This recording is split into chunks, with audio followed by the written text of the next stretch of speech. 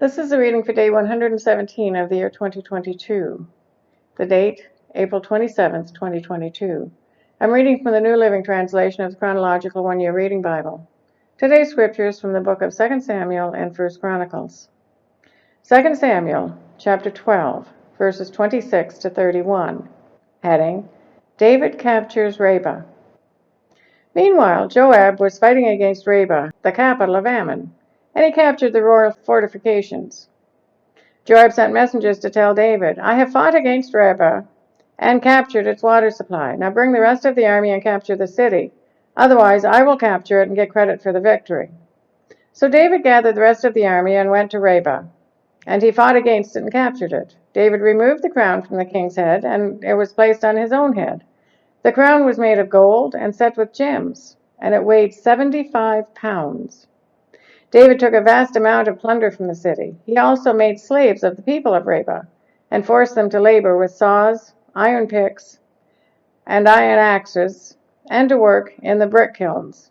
That is how he dealt with the people of all the Ammonite towns. Then David and all the army returned to Jerusalem. 1 Chronicles, chapter 20, verses 2 and 3. Then David went to Rabbah and removed the crown from the king's head, and it was placed on his own head. The crown was made of gold and set with gems, and he found that it weighed 75 pounds. David took a vast amount of plunder from the city. He also made slaves of the people of Rabbah, and forced them to labor with saws, iron picks, and iron axes. That is how David dealt with the people of all the Ammonite towns. Then David and all the army returned to Jerusalem. Heading, The Rape of Tamar. Now David's son Absalom had a beautiful sister named Tamar, and Ammon, her half-brother, fell desperately in love with her. Amnon became so obsessed with Tamar that he became ill. She was a virgin, and Amnon thought he could never have her. But Amnon had a very crafty friend, his friend Jonadab. He was the son of David's brother Shimea. One day Jonadab said to Amnon, What's the trouble? Why should the son of a king look so dejected morning after morning? So Amnon told him, I am in love with Tamar, my brother Absalom's sister. Well, Jonadab said, I'll tell you what to do. Go back to bed and pretend you're ill. When your father comes to see you, ask him to let Tamar come and prepare some food for you. Tell him you'll feel better if she prepares it as you watch and feed you with her own hands. So Amnon lay down and pretended to be sick. And when the king came to see him, Amnon asked him, Please, let my sister Tamar come and cook my favorite dish as a watch. Then I can eat it from her own hands. So David agreed and sent Tamar to Amnon's house to prepare some food for him.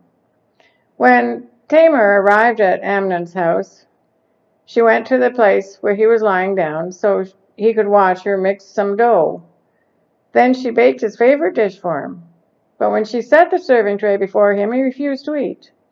Everyone get out of here, Amnon told his servants, so they all left. Then he said to Tamar, Now bring the food into my bedroom and feed it to me here. So Tamar took his favorite dish to him. But as she was feeding him, he grabbed her and demanded, Come to bed with me, my darling sister. No, my brother, she cried, don't be foolish. Don't do this to me. Such wicked things aren't done in Israel. Where should I go on my shame? And you would be called one of the greatest fools in Israel. Please, just speak to the king about it, and he'll let you marry me. But Amnon wouldn't listen to her, and since he was stronger than she was, he raped her. Then suddenly Amnon's love turned to hate. He hated her even more than he had loved her. Get out of here, he snarled at her. Oh, no, Tamar cried. Sending me away now is worse than what you've already done to me. But Amnon wouldn't listen to her. He shouted for his servant and demanded, Throw this woman out and lock the door behind her. So the servant put her out and locked the door behind her. She was wearing a long, beautiful robe, as was the custom in those days for the king's virgin daughters. But now Tamar tore her robe and put ashes on her head. And then with her face in her hands, she went away crying. Her brother Absalom saw her and asked, Is it true that Amnon has been with you? Well, my sister, keep quiet for now. Since he's your brother, don't you worry about it. So Tamar lived as a desolate woman in her brother Absalom's house. When King David heard what had happened, he was very angry. And though Absalom never spoke to Amnon about it, He hated Amnon deeply because of what he had done to his sister. Heading: Absalom's revenge on Amnon. 2 years later, when Absalom's sheep were being sheared at Baal Hazor near Ephraim, Absalom invited all the king's sons to come to a feast. He went to the king and said, "My sheep shearers are now at work. Would the king and his servants please come to celebrate the occasion with me?" The king replied, "No, my son. If we all come, we would be too much of a burden on you." Absalom pressed him, but the king would not come, though he gave Absalom his blessing. Well, then Absalom said, "If you can't come, how about sending my brother Amnon with us?" "Why Amnon?" the king asked. But Absalom kept on pressing the king until he finally agreed to let all his sons attend, including Amnon. So Absalom prepared a feast fit for a king. Absalom told his men, "Wait until Amnon gets drunk. Then at my signal, kill him. Don't be afraid, I'm the one who has given the command. Take courage and do it." So at Absalom's signal, they murdered Amnon. Then the other sons of the king jumped on the mules and fled. As they were on the way back to Jerusalem, this report reached David: "Absalom has killed all the king's sons, not one is left alive." The king got up, tore his robe, and threw himself on the ground. His advisers also tore their clothes in horror and sorrow. But just then, Jonadab, the son of David's brother Shimea, arrived and said, "No, don't believe that all the king's sons have been killed. It was only Amnon. Absalom has been plotting this ever since Amnon raped his sister Tamar. No, my lord the king, your sons aren't all dead. It is only Amnon." Meanwhile, Absalom escaped. Then the watchman on the Jerusalem wall saw a great crowd coming down the hill on the road from the west. He ran to tell the king, "I see a crowd of people coming from Horonaim road along the side of the hill." "Look," Jonadab said to the king. "There they are now. The king's sons are coming, just as I said." They soon arrived, weeping and sobbing, and the king and all his servants wept bitterly with them. And David mourned many days for his son Amnon. Absalom fled to his grandfather, Talmai, son of Ammihud, the king of Geshur. They stayed there in Geshur for 3 years. And King David, now reconciled to Amnon's death, longed to be reunited with his son Absalom. 2 Samuel chapter 14, starting at verse 1. Heading: Joab arranges for Absalom's return. Joab realized how much the king longed to see Absalom, so he sent for a woman from Tekoa, who had a reputation for great wisdom. He said to her, "Pretend you are in mourning. Wear mourning clothes and don't put on lotions. Act like a woman who has been mourning for the dead for a long time. Then go to the king and tell him the story I'm about to tell you." Then Joab told her what to say. When the woman from Tekoa approached the king, she bowed with her face to the ground in deep respect and cried out, "O king, help me!" "What's the trouble?" the king asked. "Alas, I am a widow," she replied. "My husband is dead. My 2 sons had a fight out in the field, and since no one was there to stop it, one of them was killed.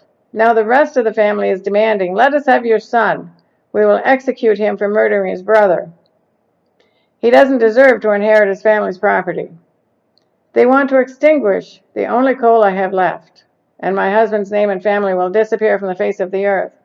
"Leave it to me," the king told her. "Go home, and I'll see to it that no one touches him." "Oh, thank you, my lord the king," the woman from Tekoa replied. "If you are criticized for helping me, let the blame fall on me and on my father's house, and let the king and his throne be innocent." "If anyone objects," the king said, "bring him to me. I can assure you he will never harm you again." Then she said, "Please swear to me by the Lord your God that you won't let anyone take vengeance against my son. I want no more bloodshed." "As surely as the Lord lives," he replied, "not a hair on your son's head will be disturbed." "Please allow me to ask one more thing of my lord the king," she said. "Go ahead and speak," he responded. She replied, "Why don't you do as much for the people of God as you have promised to do for me? You have convicted yourself in making this decision because you have refused to bring home your own banished son. All of us must die eventually. Our lives are like water spilled out on the ground, which cannot be gathered up again. But God does not just sweep life away. Instead, he devises ways to bring us back when we have been separated from him. I have come to plead with my lord the king because people have threatened me. I said to myself, perhaps the king will listen to me. and rescue us from those who would cut us off from the inheritance God has given us. Yes, my lord the king will give us peace of mind again. I know that you are like an angel of God in discerning good from evil. May the Lord your God be with you." "I must know one thing," the king replied, "and tell me the truth." "Yes, my lord the king," she responded. "Did Joab put you up to this?" And the woman replied, "My lord the king, how can I deny it? Nobody can hide anything from you. Yes, Joab sent me and told me what to say. He did it to place the matter before you in a different light. But you are as wise as an angel of God, and you understand everything that happens among us." So the king sent for Joab and told him, "All right, go and bring back the young man Absalom." Joab bowed with his face to the ground in deep respect and said, "At last, I know that I have gained your approval, my lord the king, for you have granted me this request." Then Joab went to Geshur and brought Absalom back to Jerusalem. But the king gave this order: "Absalom may go to his own house, but he must never come into my presence." So Absalom did not see the king. Heading: Absalom reconciled to David. Now Absalom was praised as the most handsome man in all Israel. He was flawless from head to foot. He cut his hair only once a year, and then only because it was so heavy. When he weighed it out, it came to 5 pounds. He had 3 sons and 1 daughter. His daughter's name was Tamar, and she was very beautiful. Absalom lived in Jerusalem for 2 years, but he never got to see the king. Then Absalom sent for Joab to ask him to intercede for him. But Joab refused to come. Absalom sent for him a second time, but again Joab refused to come. So Absalom said to his servants, "Go and set fire to Joab's barley field, the field next to mine." So they set his field on fire, as Absalom had commanded. Then Joab came to Absalom at his house and demanded, "Why did your servants set fire to my field?" And Absalom replied, "Because I wanted to ask the king why he brought me back from Geshur if he didn't intend to see me. I might as well have stayed there. Let me see the king. If he finds me guilty of anything, then let him kill me." So Joab told the king what Absalom had said. Then at last David summoned Absalom, who came and bowed low before the king, and the king kissed him. That is the reading for day 117 of the year 2022.